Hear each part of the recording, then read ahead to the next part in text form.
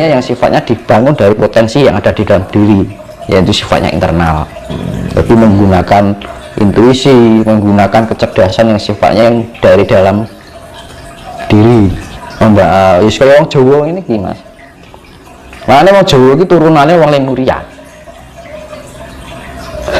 Nah, Atlantis itu lebih condong teknologi yang sifatnya eksternal, kayak alat-alat nul.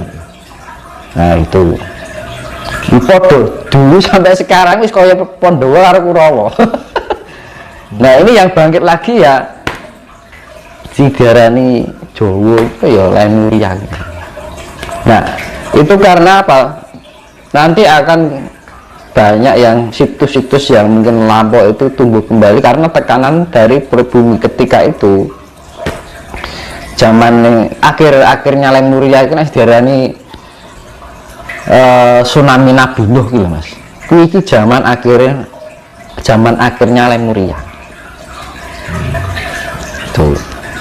Nah, waktu itu tuh banyak tanah yang tertimbun karena terpaan laut. Akhirnya yang situs-situs yang dulunya yang didirikan oleh Lemuria itu tertimbun karena terpaan air laut yang sangat luar biasa. Nah, besok ini nanti karena tekanan magma yang dipengaruhi oleh ring of fire ya, atau cincin Pasifik itu, ada penekanan suhu atau magma dari dalam perut bumi ya, akhirnya benda-benda yang tak tampak menjadi tampak. Tuh. Termasuk logam-logamnya. Ya, munculnya benda-benda leluhur, jadi katakan logam-logam atau harta karun yang tertimbun, bahkan warisan-warisan leluhur yang tertimbun. Apakah nanti munculnya bareng dengan Ratu Adil, Mas? Nah, itu tadi Bratayuda Jawa Binanu ini Mas. Karena muncul sih itu Mas. Betul. Keluar dulu kan Mas, pasti kan posisinya carut marut nih, belum tertata gitu maksudnya. Nah, sing bagian noto kuwi darani Satrio Wahyu Tentremaning Timur Mas. Mau Wahyu Tentremaning kan loro. Nggih. Kresna karo Semar. Semar pipisane sang yang Ismaya. Kresna pipisane Bathara Wisnu. Ini yang sifatnya dalang, ini yang sifatnya pamomong, istilah ini baturi yang kawula alit. Tapi raja-raja tunduk dengan ini, tapi sifatnya momong. Ini juga sifatnya momong. Sifatnya ngatur kalau makanya di dalam Bratayuda Semar itu kan otaknya cerdas. Kayak ini kan penuh dengan teka-teki dan taktik. Nah, itu. Nek Semar bagian sing njejeki sing ning mbok anu lho. Jati nggih atau jati ndoro kan ngono sifate. Nek Semar bagian dibuke misalkan kaya poco paesan ngerti sik sadurunge winarah bakal ngene iki dadi ngene wis diatur karo dheke. Anu to. Nek Semar bagian ngilik-ngilikke itu berkaitan dengan yang bojo dengan Sabda Palon, Hoyo Kinggong, itu selalu berkaitan terus dari zaman ke zaman. Setiap pergantian peradaban itu terus. Mungkin di dalam Lemuria dulu istilahnya beda lagi, bukan Semar. Bisa jadi diarani Nabi Sulaiman yang ini Mas, terkait dengan Sabda Palon, Hoyo Kinggong dengan Eyang Semar, apakah Sabda Palon ini juga merupakan sanepan atau sosok? Sifat manifestasi dari sifat bumi Ibu Pertiwi, bumi, bukan sosok ya? Itu bisa diimajinasi dalam bentuk sosok. Dewa-dewa apa ya enak toh? Kan jiwa nih teman. Kan dewa itu manifestasi toh. Kayak Wisnu itu kan manifestasi dari atmosfer.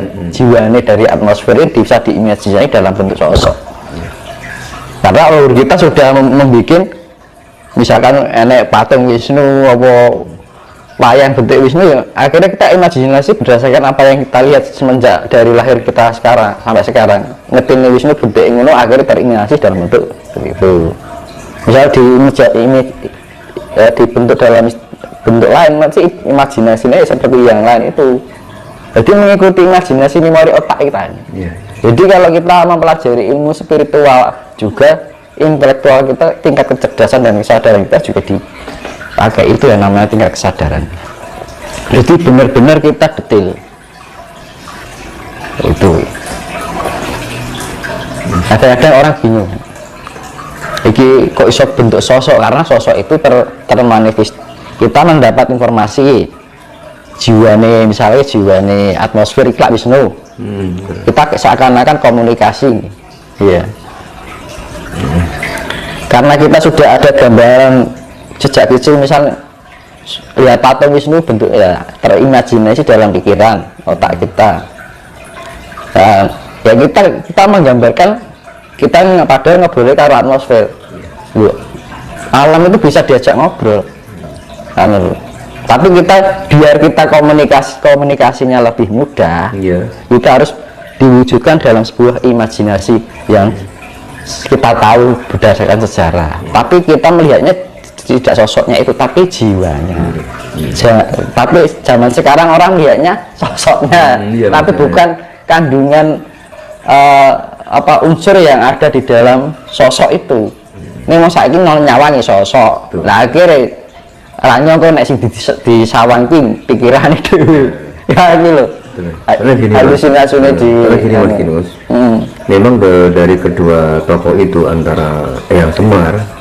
sama Sabto Palon itu kan banyak bahkan saya sendiri kan itu kan merupakan sosok kan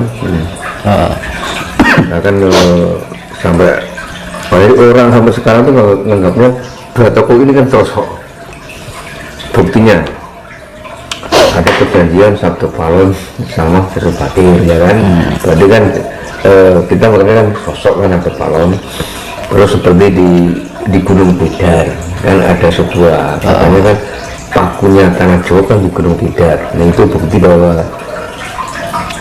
bertemunya Eyang Semar sama Sesupatir sehingga digugat monumen nah makanya jadi sampai sekarang cuman yang cerita menurut sopo sumbernya ada rara kok ya iya kan jadi makanya saya pengen Mas Bagus meluruskan lah biar kita ini makanya kan nggak salah paham ayolah negeri kita Lemuria ini biar tidak terbelenggu oleh kebodohan seperti itu kan ya toh jadi wong Jawa kadang-kadang ini loh modal percaya ini orang ngerti kasus nyata nih betul nah gitu modalnya mengerok percaya neng orang ngerti sejati nih kan gitu. Nah, alam itu bisa kita ajak komunikasi. Ya, misalnya saya nih, ya kan? Iya. Aku komunikasi dengan manifestasi yang wujudnya semar, yang sifatnya kesemaran. Semarisme. Ya kan? Nah, dari sosok semar ini saya wujudkan, saya imajinasikan, saya berkomunikasi dengan alam saya wujudkan dengan imajinasi saya gitu biar komunikasinya lebih mudah gitu kan ya, saya mendapatkan gambaran ya kan oh ini alam ini keadaan yang terjadi sekarang ini begini ya kan ini saya berdiri saya mempunyai pandangan ke depan itu nanti 500 tahun mendatang itu akan terjadi ini terus akhirnya tak catat mas iya nah, akhirnya turun-temurun ngomong yang Sabto Palon siapa itu mas aku gak shot nih shot akhirnya sastra kan berarti ngono mas gampangnya gitu sebenarnya jadi kita diberikan otak ya kita jangan asal percaya gitu. Aku pun juga misalkan ada pemahaman gitu ya tak boleh misalnya contoh gini saya coba ini ya di dalam diri kita tuh ada unsur listrik kan Saya melakukan eksperimen, misalnya nih akuarium ada ground, di aliran listrik yang kecil gitu loh. Kayak komputer yang single sikut nakreng kan, nah itu kan. Itu saya coba ya, tak sobek sedikit gini ya. Ya satunya utuh, ya kan? Nah ketika kita yang utuh ini yang nggak sobek ini dimasukkan di ground itu, seterusnya mau singkring gitu, sedikit kayak geringsing. Tapi ketika yang disobekin disentuh dimasukkan ke air yang ada groundnya listrik langsung jedet, karena tidak dilindungi oleh kulit, langsung menyentuh darah. Nah, darah kita mengandung unsur elektrika yang diarani nyawa. Nah, itulah salah satu contoh bahwa kita tidak hanya mudah percaya roh nyawa nah, kita diberikan otak untuk menganalisa, meneliti dan melakukan eksperimen. Akhirnya kita menemui sebuah hasil dan kesimpulan itu tadi, ya tak? Iya. Nah sebenarnya itu digambarani seperti itu. Nah wong zaman saiki modelnya mempercaya lagi dikira nyawa wes, tapi tidak dipahami nyawa kita apa tuh jadi, roh kita apa tuh jadi kan. Nah kesenanganku apa ya terus tak pikir gini kan, sing tak rasa kayak apa ya. Nah kadang-kadang orang itu tidak mencari. Nah itu. Nah ketika kita bisa menganalisa apa yang kita pikirkan, mengenal ibaratnya input, proses, output.